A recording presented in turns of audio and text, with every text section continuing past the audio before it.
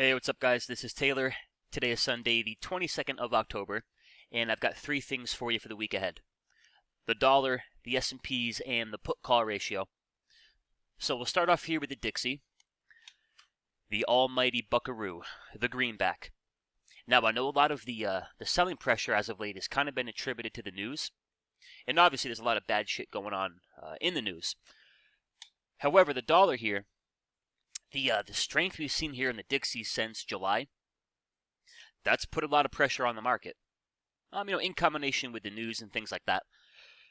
So back here in July, momentum crosses back above the zero line. From there, they're walking it higher, walking it higher, walking it higher. At one point, it actually fires a weekly squeeze.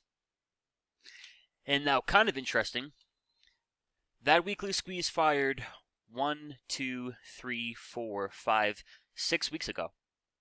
So probabilities-wise, we're probably towards the tail end of that big push. A good weekly squeeze might last anywhere from 6 to 10 weeks. So in other words, we're a little bit closer to the end of the party here than the beginning. So you're towards the tail end of the weekly squeeze. And then a couple things here on the daily. We also have a daily squeeze. And then back here, momentum crosses positive in July. All right, they're walking it higher, walking it higher. And a couple of weeks ago, momentum crosses below zero. So you've got the structure and the momentum. Structure is your moving averages, your stacked EMAs. Momentum is just momentum. When you can combine structure and momentum, that's when you get a nice big push. Momentum is bullish, the structure is bullish, and off we go. When you've got 1 for 2, because the structure here is still pretty bullish. We're above the 21, we're above the 50, we're above the 200. The 50 is trending higher, the 21 is trending higher. Structure is still pretty good. What they've lost here for now is that momentum. So typically, here's how it goes. If they can't quickly fix momentum, and they fix it by getting it back above the zero line, first you lose momentum, and then you lose your structure. Meaning it could all look a little bit like this. Sure, a few of you have heard of AI. And here's kind of the pattern. Back in May, you get the positive momentum cross, and they're pushing, they're pushing, they're pushing. You get the first pullback, you get another daily squeeze, and your structure is still bullish. 21 above the 50, 50 above the 200. Structure looked good, momentum did not look good. By the time you get that daily squeeze, momentum went negative about a month before that. They try to break it out, they never cross momentum, and then they lose their structure. So as far as the dollar goes, they could get that positive cross, and this could just go right back towards 107, and we could see that squeeze fire long. What I'm going to watch this week, so long as momentum is below zero, I'm looking for a close under 106. So a daily close under the 21 EMA. Typically from there, you're in a squeeze, momentum rolling over. If we crank out 1 or 2 closes under that 21 EMA, typically that would open the door for a flush down towards the 50. And potentially a little bit lower if the squeeze does break short. What I would think is if that does happen, we get a close under 106, and then we're working back towards 105. I think any short-term weakness here in the dollar, I don't think it'll save the market, but it's definitely going to help. Should take a little bit of that pressure off. Vice versa, she breaks above the highs here. Then I think down goes Frazier. So you got the dollar, and then as far as the S&Ps here, not a good-looking week, not a good-looking closer on Friday. We've got a couple of squeezes. So first thing here is going to be the weekly squeeze. And as far as momentum crosses go, they got the positive cross back here November of last year. So just about a year ago. They fixed momentum. They eventually improve the structure. They get the squeeze, and off we go. Now we're pulling back a bit. We have a brand new weekly squeeze. And a little bit like the dollar, you're pulling back into a squeeze. Momentum's going the wrong way. So it's not a great combination. We have 1, 2, 3, 4, 5 weekly closes under the 21. We have momentum rolling in the opposite direction. As far as the squeeze goes, typically a recipe for the squeeze to break short. Now, to play devil's advocate here, there's a decent chance we might find support down around 41.90. So your key SPX level for the week ahead, 41.90. If we break and close below the weekly 50, then I think shit's going to get ugly. But there's a decent chance as the daily chart's a little bit oversold, as a lot of people continue to get short, which I'll show you in the put-call ratio. There is a chance people are getting a little bit too nervous, a little bit too much fear, a little bit too much put buying, and possibly above that 41.90, we could see a little bit of a short squeeze. Below it, I think it gon' get ugly. So you've got the weekly 50, and then a couple things here on the daily chart. So we closed Friday pretty much near the lows, and we actually closed below that daily 200. So again, I think one of two things could happen from here. You got the news headlines, got a lot of people getting bearish, right, a lot of negativity, a lot of fear. Possibly tomorrow morning we gap down and everybody buying those puts gets paid. Or it could be a little bit like early October.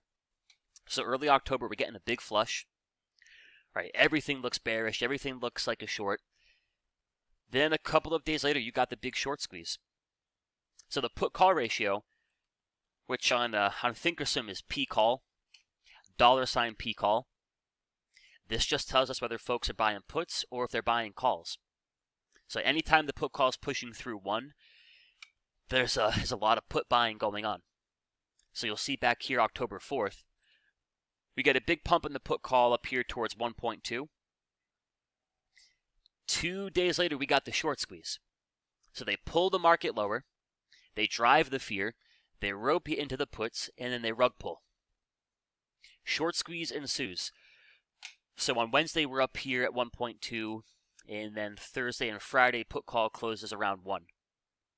And again, everybody buying puts here, they might get paid. Or they might get their teeth kicked in. The fun part, of course, is finding out. But you do want to think of it in terms of probabilities. We could go lower. We could go much lower. Anytime there's a daily squeeze and a weekly squeeze, there's room for a much bigger move. The point I'm trying to make is a lot of people are bearish. A lot of people are watching the news. A lot of people getting nervous. And as you can see through the put call, a lot of people buying those puts. The market loves nothing more than to pull everybody into one direction. We hit a peak in euphoria, we hit a peak in fear, and then they go for the rug pull.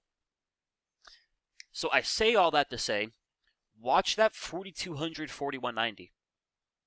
They might drive it down. They might test the weekly 50.